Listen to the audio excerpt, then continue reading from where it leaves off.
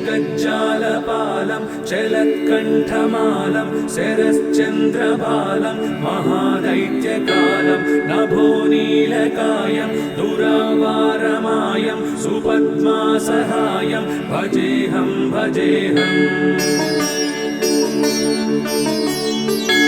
सदाम्बोधिवासं गलत्पुष्पहासं जगत्सन्निवासं शतादित्यभासं गदाचक्रशस्त्रं लसत्पीतवस्त्रं हसच्चारुवक्त्रं भजेऽहं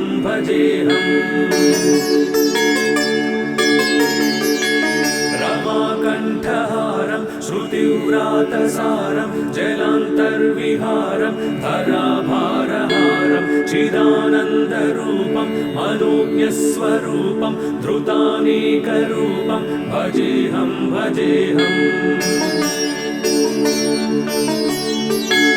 जराजन्महीनं परानन्दपीनं समाधानलीनं सदैवानवीनं जगज्जन्महेतुं सुरानीककेतुं त्रिलोकैकसेतुं भजेऽहं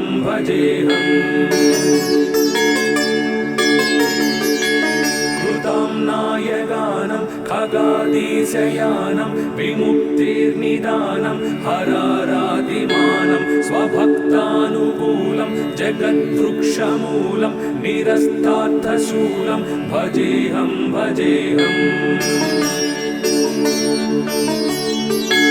समस्तामरेशं द्विरेफाभकेशं जगद्बिम्बलेशं हृदाकाशदेशं सदा दिव्यदेहं विमुक्ताखिलेहं सुवैकुण्ठगेहं भजेऽहं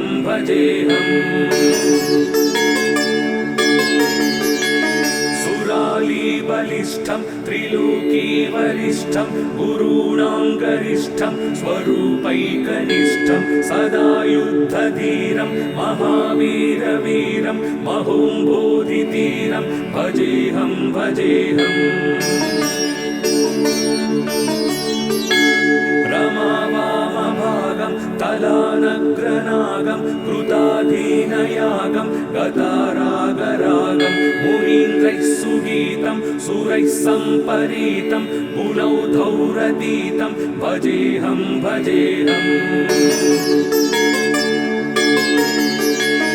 इदं यस्तु नित्यं समाधाय चित्तं पठेदष्टकं कण्ठहारं मुरारे स विष्णोर्विशोकं ध्रुवं याति लोकं जराजन्मशोकं पुनर्विन्दते नो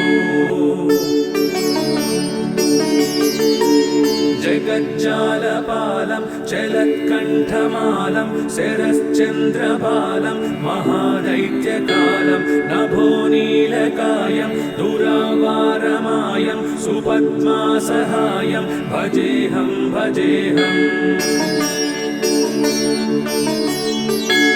सदाम्बोधिवासं गलत्पुष्पहासं जगत्सन्निवासं शतादित्यभासं गदाचक्रशस्त्रं लसत्पीतवस्त्रं हसच्चारुवक्त्रं भजेऽहं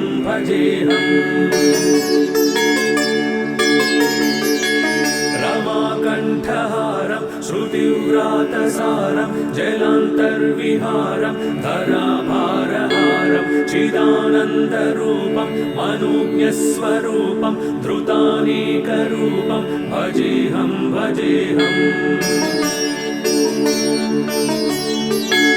जराजन्महीनं परानन्दपीनं समाधानलीनं सदैवानवीनं जगज्जन्महेतुं सुरानीककेतुं त्रिलोकैकसेतुं भजेऽहं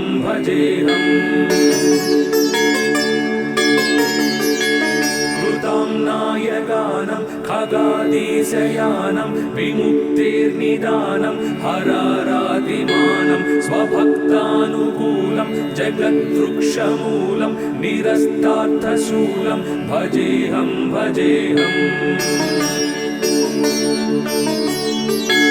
समस्तामरेशं द्विरेफाभकेशं जगद्बिम्बलेशं हृदाकाशदेशं बुधाकाशदेशं सदा दिव्यदेहं विमुक्ताखिलेहं सुवैकुण्ठगेहं भजेऽहं भजेऽहम्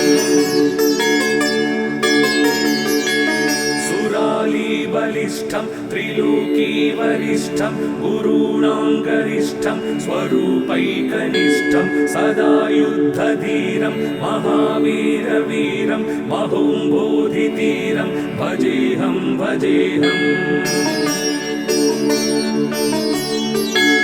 रमावामभागं तलानग्रनागं कृताधीनयागं गतारागरागं मुनीन्द्रैः सुगीतं सुरैः सम्परीतं गुणौधौरतीतं भजेऽहं भजेऽहम्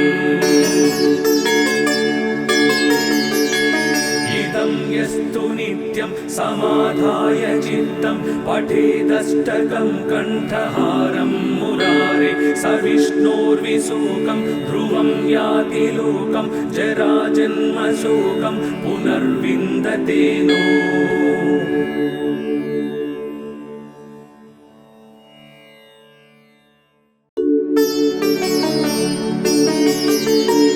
जगज्जालपालं चलत्कण्ठमालं शरश्चन्द्रबालं महादैत्यकालं नभोनीलकायं दुरावारमायं सुपद्मासहायं भजेऽहं भजेऽहम् सदाम्बोधिवासं गलत्पुष्पहासं जगत्सन्निवासं शतादित्यभासं गदाचक्रशस्त्रं लसत्पीतवस्त्रं हसच्चारुवक्त्रं भजेऽहं भजेऽहम् रमाकण्ठहारं श्रुतिव्रातसारं जलान्तर्विहारं धराभारहारं चिदानन्दरूपं मनोज्ञस्वरूपं धृतानेकरूपं भजेऽहं भजेऽहम्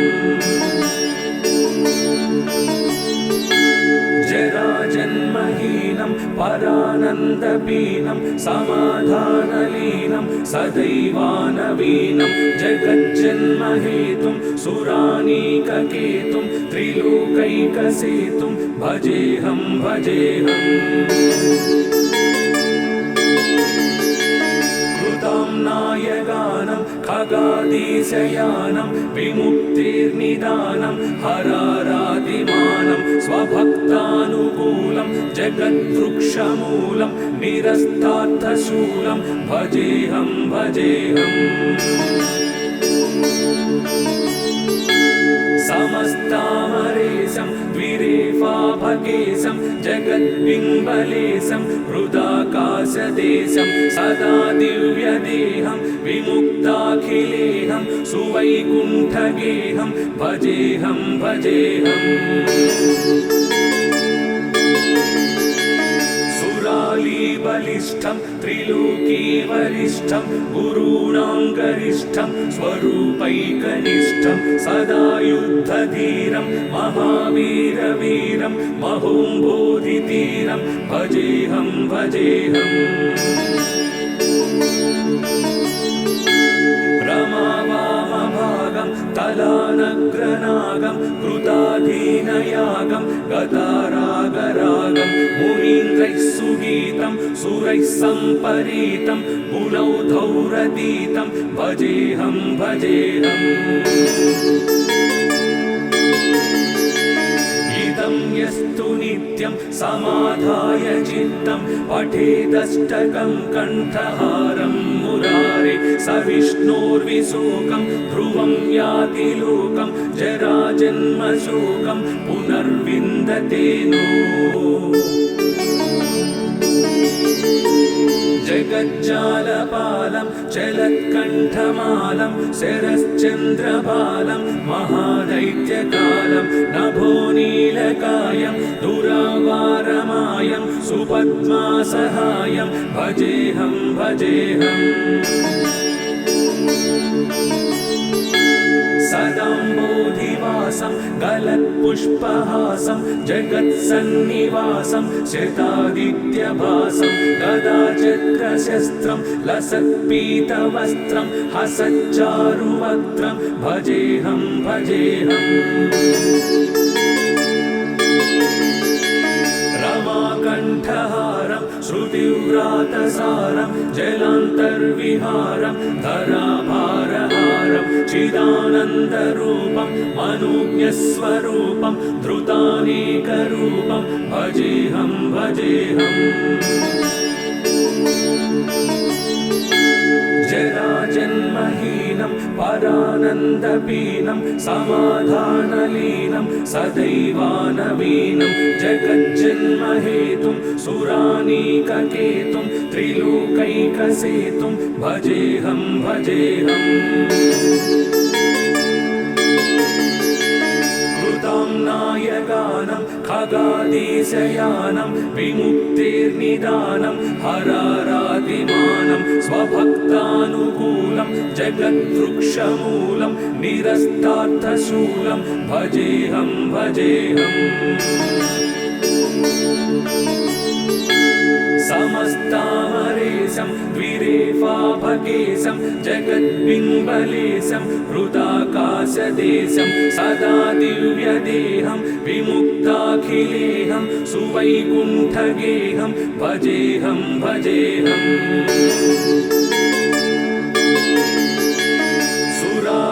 बलिष्ठं त्रिलोकीवरिष्ठं गुरूणां गरिष्ठं स्वरूपैकनिष्ठं सदा युद्धधीरं महावीरवीरं महोम्बोधितीरं भजेऽहं भजेऽहम् रमावामभागं तलानग्रनागं कृताधीनयागं गतारागरागं मुनीन्द्रैः सुगीतं सुरैः सम्परीतं गुणौधौरतीतं भजेऽहं भजेऽहम् यस्तु नित्यं समाधाय चित्तं पठेदष्टकं कण्ठहारं मुरारे स विष्णोर्विशोकं ध्रुवं याति लोकं जराजन्मशोकं पुनर्विन्दते नो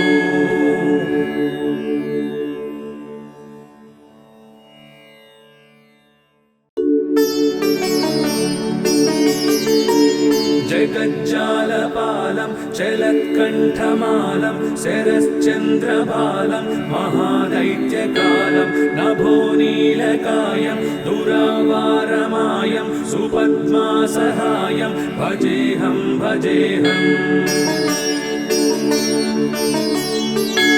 सदाम्बोधिवासं गलत्पुष्पहासं जगत्सन्निवासं शतादित्यभासं गदाचक्रशस्त्रं लसत्पीतवस्त्रं हसच्चारुवक्त्रं भजेऽहं भजेऽहम्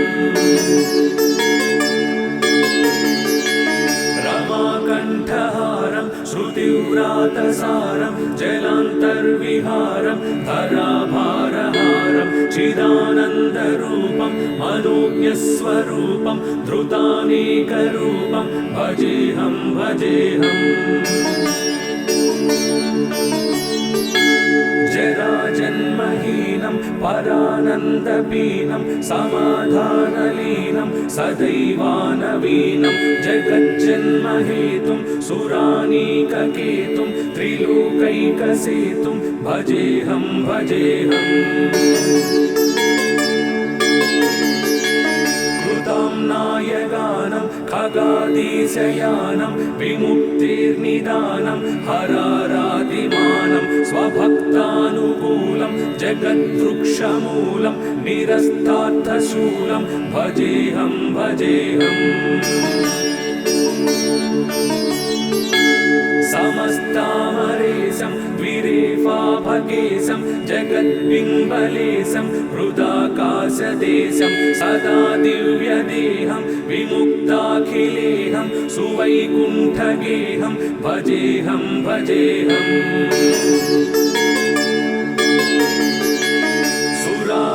बलि कनिष्ठं त्रिलोकीवरिष्ठं गुरूणां गरिष्ठं स्वरूपैकनिष्ठं सदा युद्धधीरं महावीरवीरं महोम्बोधितीरं भजेऽहं भजेऽहम् रमावामभागं तलानग्रनागं कृताधीनयागं गतारागरागं मुनीन्द्रैः सुगीतं सुरैः सम्परीतं गुणौधौरतीतं भजेऽहं भजेऽहम् इदं यस्तु नित्यं समाधाय चित्तं पठेदष्टकं कण्ठहारं मुरारे स विष्णोर्विशोकं ध्रुवं याति लोकं जराजन्मशोकं पुनर्विन्दते नो जगज्जालपालं चलत्कण्ठमालं शरश्चन्द्रबालं महादैत्यकालं नभोनीलकायं दुरावारमायं सुपद्मासहायं भजेऽहं भजेऽहम् सदाम्बोधिवासं गलत्पुष्पहासं जगत्सन्निवासं शतादित्यभासं गदाचक्रशस्त्रं लसत्पीतवस्त्रं हसच्चारुवक्त्रं भजेऽहं भजेऽहम् रमाकण्ठहारं श्रुतिव्रातसारं जलान्तर्विहारं धराभारहारं चिदानन्दरूपं मनोज्ञस्वरूपं धृतानेकरूपं भजेऽहं भजेऽहम् जराजन्महीनं परानन्दपीनं समाधानलीनं सदैवानवीनं जगज्जन्महेतुं सुरानीककेतुं त्रिलोकैकसेतुं भजेऽहं भजेऽहम् नायगानं खगादीशयानं विमुक्तेर्निदानं हरारातिमानं स्वभक्तानुकूलं जगद्वृक्षमूलं निरस्तार्थशूलं भजेऽहं भजेऽहम् समस्तामरेशं द्विरेफाभकेशं जगद्बिम्बलेशं हृदाकाशदेशं सदा दिव्यदेहं विमुक्ताखिलेहं सुवैकुण्ठगेहं भजेऽहं भजेऽहम् बलिष्ठं त्रिलोकीवरिष्ठं गुरूणां गरिष्ठं स्वरूपैकनिष्ठं सदा युद्धधीरं महावीरवीरं महोम्बोधितीरं भजेऽहं भजेऽहम् रमावामभागं तलानग्रनागं कृताधीनयागं गतारागरागं मुनीन्द्रैः सुगीतं सुरैः सम्परीतं गुणौधौरतीतं भजेऽहं भजेऽहम् इदं यस्तु नित्यं समाधाय चित्तं पठेदष्टकं कण्ठहारं मुरारे स विष्णोर्विशोकं ध्रुवं याति लोकं जराजन्मशोकं पुनर्विन्दते नो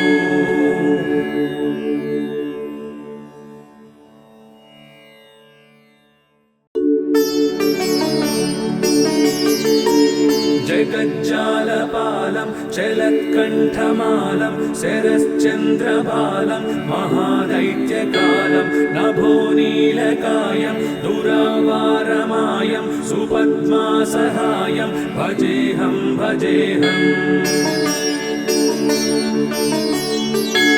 सदाम्बोधिवासं गलत्पुष्पहासं जगत्सन्निवासं शतादित्यभासं गदाचक्रशस्त्रं लसत्पीतवस्त्रं हसच्चारुवक्त्रं भजेऽहं भजेऽहम् रमाकण्ठहारं श्रुतिव्रातसारं जलान्तर्विहारं धराभारहारं चिदानन्दरूपं मनोज्ञस्वरूपं धृतानेकरूपं भजेऽहं भजेऽहम् जराजन्महीनं परानन्दपीनं समाधानलीनं सदैवानवीनं जगज्जन्महेतुं सुरानीककेतुं त्रिलोकैकसेतुं भजेऽहं भजेऽहम्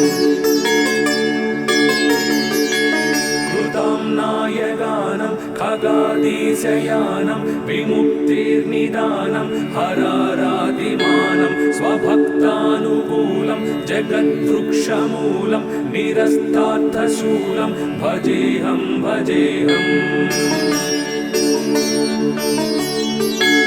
समस्तामरेशं द्विरेफाभकेशं जगद्बिम्बलेशं हृदाकाशदेशं सदा दिव्यदेहं विमुक्ताखिलेहं सुवैकुण्ठगेहं भजेऽहं भजेऽहम्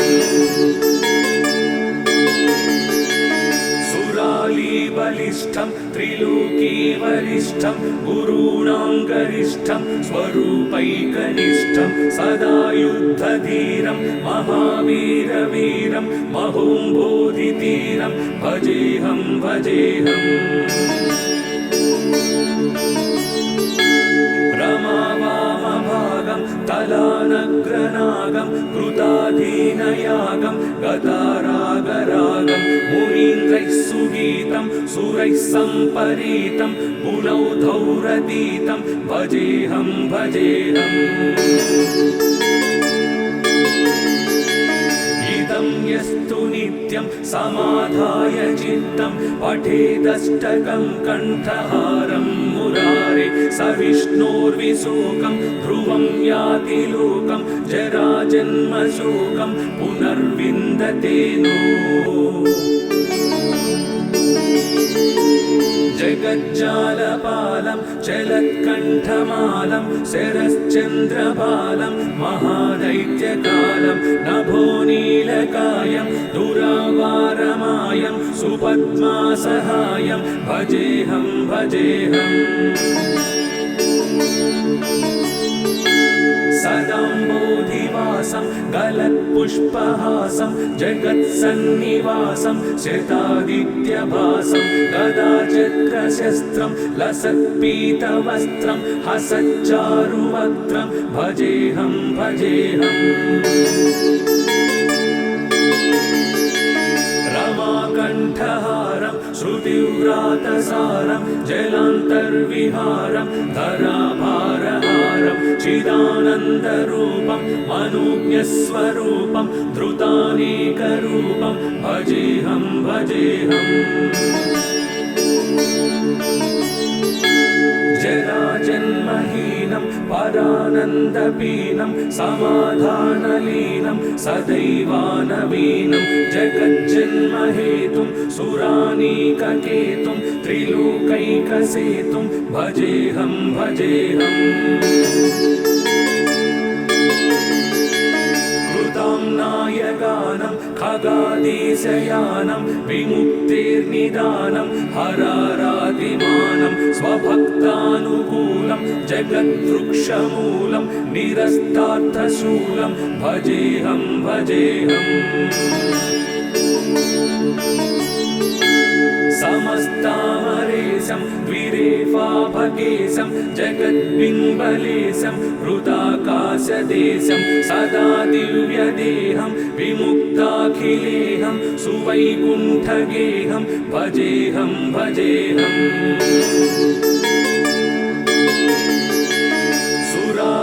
बलिष्ठं त्रिलोकीवरिष्ठं गुरूणां गरिष्ठं स्वरूपैकनिष्ठं सदा युद्धधीरं महावीरवीरं महोम्बोधितीरं भजेऽहं भजेऽहम्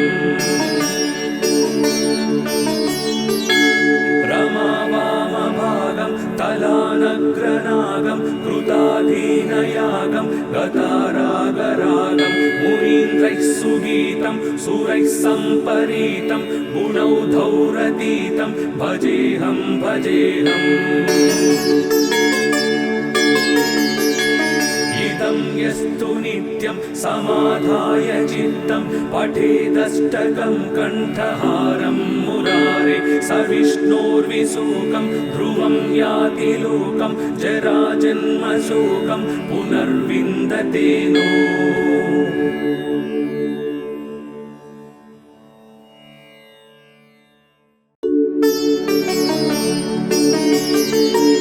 जगज्जालपालं चलत्कण्ठमालं शरश्चन्द्रबालं महादैत्यकालं नभोनीलकायं दुरावारमायं सुपद्मासहायं भजेऽहं भजेऽहम् सदाम्बोधिवासं गलत्पुष्पहासं जगत्सन्निवासं शतादित्यभासं गदाचक्रशस्त्रं लसत्पीतवस्त्रं हसच्चारुवक्त्रं भजेऽहं भजेऽहम् रमाकण्ठहारं श्रुतिव्रातसारं जलान्तर्विहारं धराभारहारं चिदानन्दरूपं मनोज्ञस्वरूपं धृतानेकरूपं भजेऽहं भजेऽहम् जराजन्महीनं परानन्दपीनं समाधानलीनं सदैवानवीनं जगज्जन्महेतुं सुरानीककेतुं त्रिलोकैकसेतुं भजेऽहं भजेऽहम्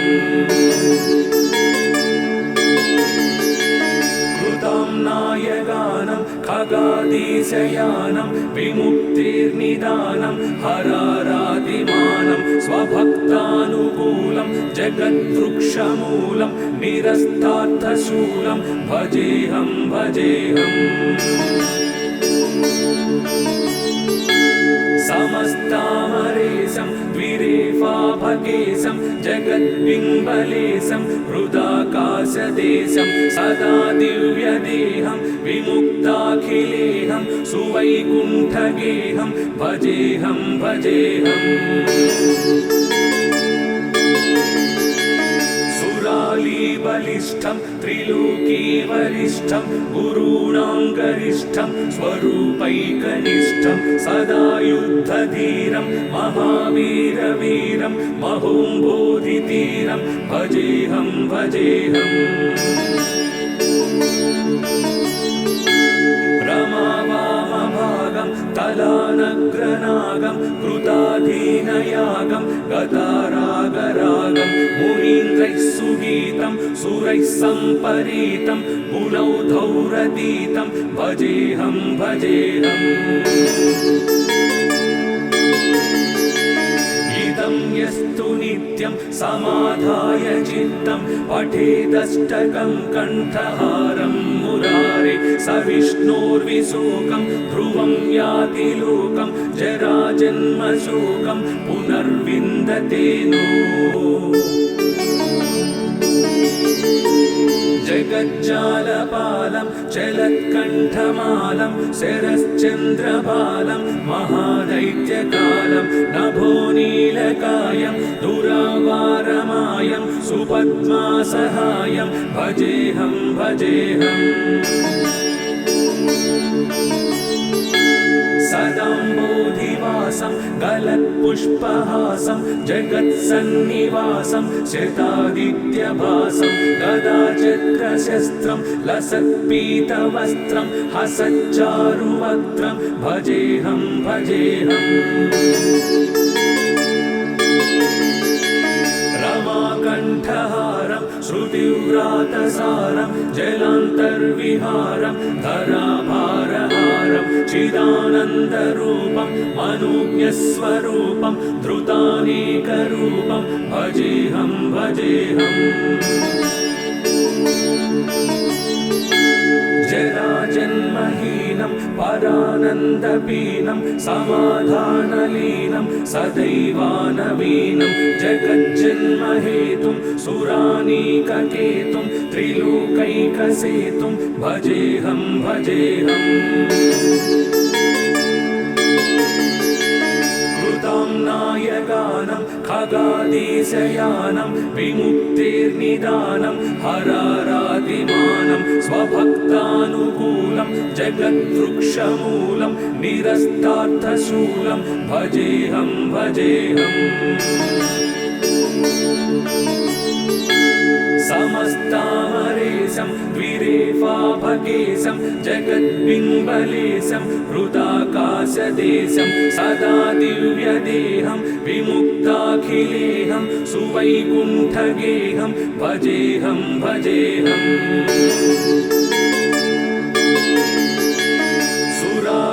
बलिष्ठं त्रिलोकीवरिष्ठं गुरूणां गरिष्ठं स्वरूपैकनिष्ठं सदा युद्धधीरं महावीरवीरं महोम्बोधितीरं भजेऽहं भजेऽहम् रमावामभागं तलानग्रनागं कृताधीनयागं गतारागरागं मुनीन्द्रैः सुगीतं सुरैः सम्परीतं गुणौधौरतीतं भजेऽहं भजेऽहम्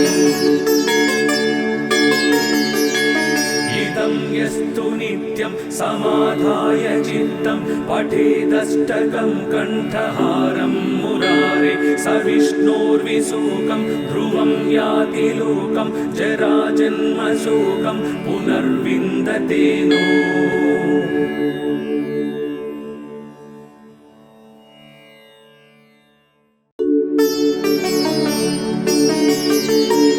जगज्जालपालं चलत्कण्ठमालं शरश्चन्द्रबालं महादैत्यकालं नभोनीलकायं दुरावारमायं सुपद्मासहायं भजेऽहं भजेऽहम्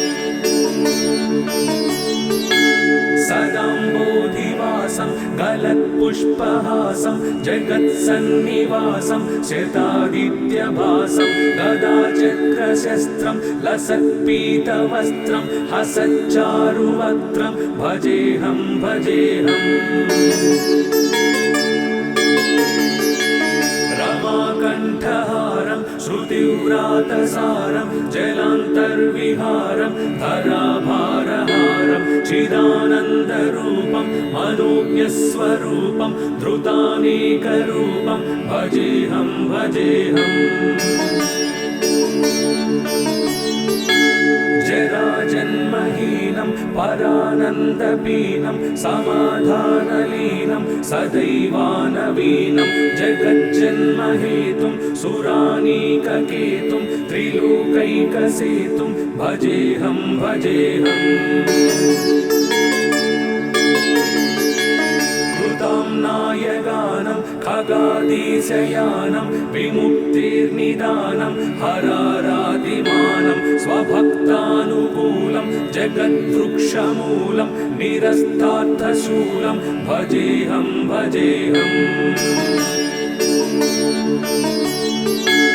समस्तामरेशं द्विरेफाभकेशं जगद्बिम्बलेशं हृदाकाशदेशं सदा दिव्यदेहं विमुक्ताखिलेहं सुवैकुण्ठगेहं भजेऽहं भजेऽहम् बलिष्ठं त्रिलोकीवरिष्ठं गुरूणां गरिष्ठं स्वरूपैकनिष्ठं सदा युद्धधीरं महावीरवीरं महोम्बोधितीरं भजेऽहं भजेऽहम्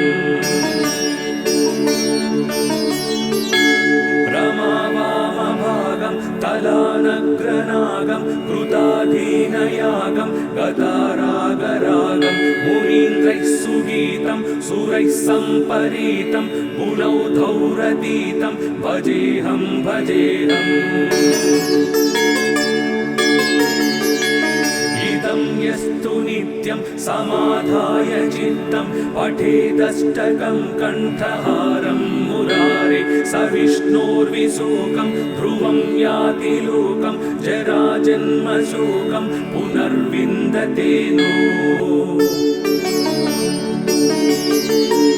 जगज्जालपालं चलत्कण्ठमालं शरश्चन्द्रबालं महादैत्यकालं नभोनीलकायं दुरावारमायं सुपद्मासहायं भजेऽहं भजेऽहम् सदाम्बोधिवासं गलत्पुष्पहासं जगत्सन्निवासं शतादित्यभासं गदाचक्रशस्त्रं लसत्पीतवस्त्रं हसच्चारुवक्त्रं भजेऽहं भजेऽहम् रमाकण्ठहारं श्रुतिव्रातसारं जलान्तर्विहारं धराभारहारं चिदानन्दरूपं मनोज्ञस्वरूपं धृतानेकरूपं भजेऽहं भजेऽहम् जराजन्महीनं परानन्दपीनं समाधानलीनं सदैवानवीनं जगज्जन्महेतुं सुरानीककेतुं त्रिलोकैकसेतुं भजेऽहं भजेऽहम् नायगानं खगादेशयानं विमुक्तेर्निदानं हरारातिमानं स्वभक्तानुकूलं जगद्वृक्षमूलं निरस्तार्थशूलं भजेऽहं भजेऽहम् समस्तामरेशं द्विरेफाभकेशं जगद्बिम्बलेशं हृदाकाशदेशं सदा दिव्यदेहं विमुक्ताखिलेहं सुवैकुण्ठगेहं भजेऽहं भजेऽहम्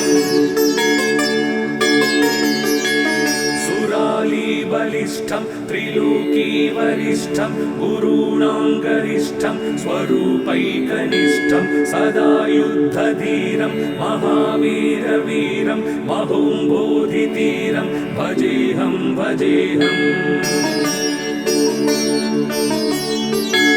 रमावामभागं तलानग्रनागं कृताधीनयागं गतारागरागं मुनीन्द्रैः सुगीतं सुरैः सम्परीतं गुणौधौरतीतं भजेऽहं भजेऽहम् इदं यस्तु नित्यं समाधाय चित्तं पठेदष्टकं कण्ठहारं मुरारे स विष्णोर्विशोकं ध्रुवं याति लोकं जराजन्मशोकं पुनर्विन्दते नो